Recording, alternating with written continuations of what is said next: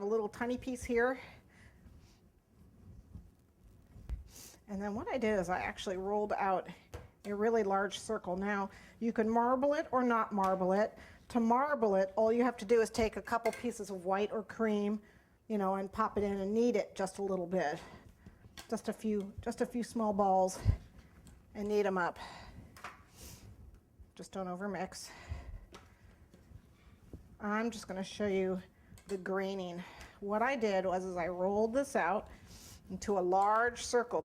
I think it's a 16-inch board.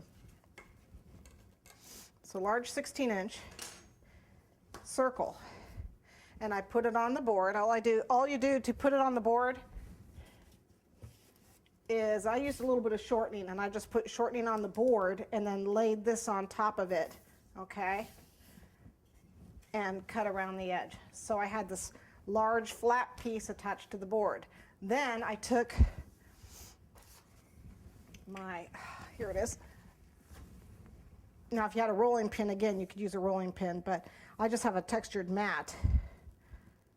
Let me roll this out just a little bit bigger so I can give you an idea.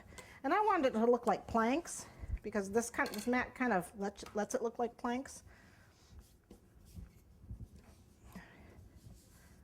Okay. So what I did is I just started at one end and just pressed on it. Okay. And then when you do the next row,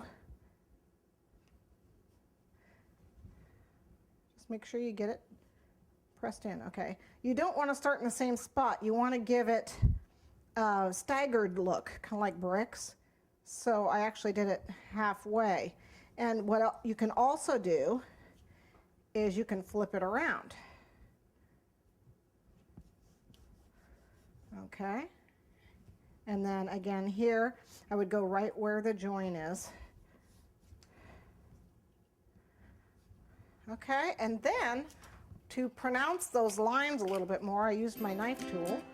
You can use anything.